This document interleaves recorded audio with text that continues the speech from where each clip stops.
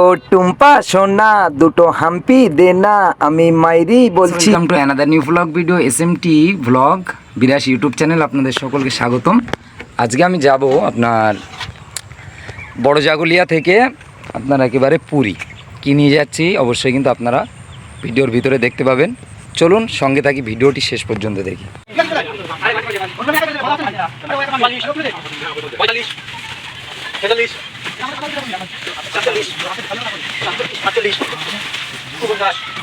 আরে ভাই রে ভাই, গাছ থেকে পাকা কুল খাওয়ার মজাই কিন্তু আলাদা। যাই হোক, অনেক সময় ধরে তাদের গাড়ি লোড করার দৃশ্যটা আমি দেখছিলাম, আর এদিক থেকে আমি গাছ থেকে কয়েকটি কুল পেড়ে নিলাম। আর কুল পেড়ে নিয়ে গাড়ির ঠিক ছামা জায়গাটায় বসে একের পর এক কুল খেতে লাগলাম। বড় জাগুলিয়া থেকে লোড করার পরে আমি সোজা চলে আসলাম বারাসাত লালি পাম্প। কেননা এই লালি এইচপি পাম্পের তেলটা অনেক ভালো, কেননা এটা মাইলেজ কিন্তু অনেক সুন্দর দেয়। যাই বা হোক, আমরা সরাসরি এখন চলে আসলাম কোলাঘাটে। আর কোলাঘাটে আসার পরে দেখলাম বিভিন্ন ধরনের খাবার এখানে পড়ে আছে। আর খাওয়ার জন্য আমার জিভ তো পুরো লাপাস লাপাস করছে। এবারে কিন্তু আমি যাব হোটেলের দিকে, কেননা চা খেতে আমি বড্ড ভালোবাসি।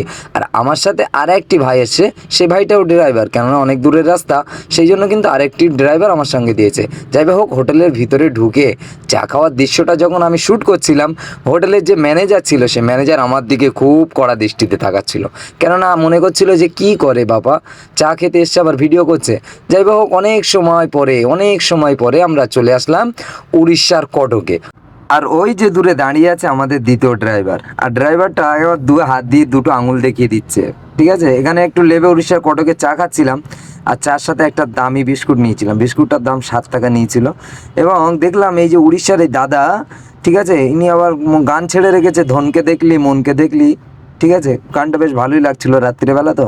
আর ওই দাদাটা আবার বাংলায় কথা বলতে পারছে। যাই হোক, আমাদের এবার ড্রাইভার লেগে গেছে, গীতাঞ্জলি এক্সপ্রেস চালিয়ে দিয়েছে। আর আমি বাঁদিকে বসে কি করছি, আমি বাঁদিকে বসে শূন্য ফাঁকা রাস্তার একটা ভিডিও নিচ্ছিলাম। ফাইনালি দেখতে দেখতে কিন্তু আমরা 500 কিলোমিটার, দুটো ড্রাইভার মিলে 500 কিলোমিটার কমপ্লিট করে ফেললাম। এবারে কিন্তু গাড়িটা খালি করা পালা। তার আগে কী করলাম, ওই গাড়ির বোনারটা খুলে একটু গাড়িটাকে ঠান্ডা করছিলাম, কেন দেখি গাড়ির বোনার দিয়ে প্রচণ্ড গরম হাওয়া বার হচ্ছিল। যথারীতি আমরা ওখানে 4:30টার সময় মাল খালি করে আমি ঘুমিয়ে পড়েছিলাম। আর ঘুমিয়ে পড়ার পরে উঠে দেখি আমাদের যে ড্রাইভার কারিমুল ভাই প্রচুর ট্যালেন্ট দেখিয়ে গাড়ি চালাচ্ছে। এক পা ঠ্যাং তুলে দিয়েছে, দিয়ে বেশ টান 60 গাড়ি চালাচ্ছে। বেশ ভালোই লাগছিল। আমি ঘুমির থেকে উঠে তো দেখে আয়াম অবাক। তারপরে কি করলাম, তারপরে পেটের ভিতরে দেখি ছুঁচো ডন মারছে। আর ছুঁচো ডন মারার সঙ্গে সঙ্গে কী করলাম, একটু নাস্তা তো করতে হবে, না করলে নয়। তারপরে চলে গেলাম যে আপনার যেখানে বড় ট্রেন দুর্ঘটনা হয়েছিল, বালেশ্বরের সামনে গিয়ে, বালেশ্বর ওখানে গিয়ে দেখি রাস্তা দিয়ে সকালবেলা ফাঁকা রোড, কোনো নো এন্ট্রি নেই, যাচ্ছেই চলে যাচ্ছে। তারপরে দেখে শুনে রাস্তাটা পার হলাম দুজনা মিলে। তারপরে এসআইড দিয়ে আপের গাড়ি কলকাতা দিয়ে যারা উড়িষ্যার দিকে পুরীর দিকে যাচ্ছে, সেসব গাড়িগুলো খুব রকেটের গতিতে আসছিল। তো যাই হোক, আমরা দুজন ড্রাইভার, আর আমাদেরও কারিমুল ভাই কানের থেকে হেডফোন কোনোদিন খোলে না, হেডফোন ওখানে সবসময় থাকে, পুলিশ মেয়ে থাক যে থাক না কেন।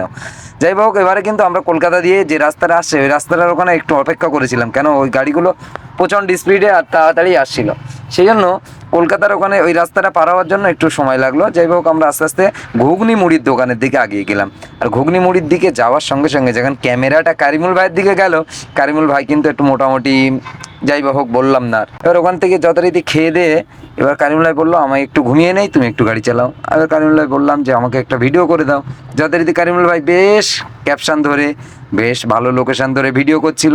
আর ভিডিও করার সঙ্গে সঙ্গে কারিমুল ভাই একটু পরে বললো যে ভাই, আমার খুব ঘুম পেয়েছে, আমি এবার শুয়ে পড়বো। তা যথারীতি আমি কী করলাম, আমি বললাম ঠিক আছে, আর কোনো চাপ নেই। এবারে আমি কিন্তু গাড়ি ড্রাইভ করা শুরু করে দিলাম। যথারীতি বেশ টান উত্তেজিত, কেন 4টের থেকে 8টা পর্যন্ত ঘুমিয়েছি, কারিমুল ভাই তত সময় গাড়ি চালিয়েছে।